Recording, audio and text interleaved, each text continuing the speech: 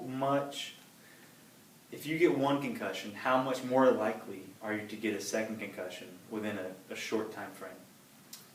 I'm not sure the actual number, but when we look at people with concussion, we know that that group that has had one is more susceptible to another one. Mm-hmm.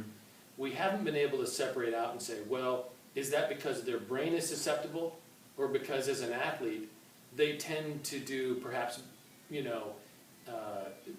play a little bit more, abandoned, and tend to have behaviors that put them at risk for concussion. Right. And it's probably a bit of both. With what I mentioned with that neurochemical change that occurs for probably months after, there's no question that having one, they're more susceptible to another for a period of time. Mm-hmm. What we're trying to do is take them after that first one and make sure they're at least as recovered as we think they ought to be before putting their head at risk again. And that's what we're doing with cognitive testing and the behavioral stuff that kind of says, okay, let's get a good look at the brain here. Right. Do any helmets on the market today prevent concussions? Yeah. Helmets, headgear, they do these impact studies showing that, okay, we're reducing the force 5%, 10%, whatever. And that's all, 5 or 10%? Oh, it may be better than that. But even so, there is no piece of equipment that stops concussion. Look at the NFL players. Yeah. They got the best stuff money can buy. They're still getting it. Mm-hmm. Because when you're moving at a given speed and you come to a sudden stop, your brain hits the inside of your skull.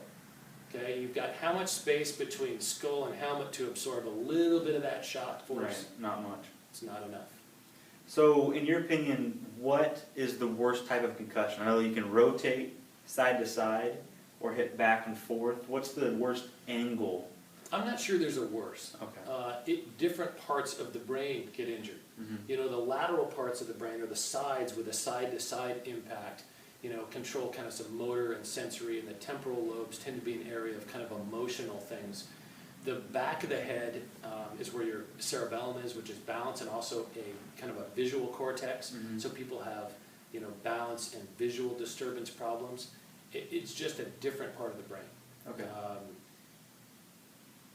I think we see more of the front to back concussions, so the visual disturbance and balance disturbance tends to be the majority of them, but it's all over the board. Okay.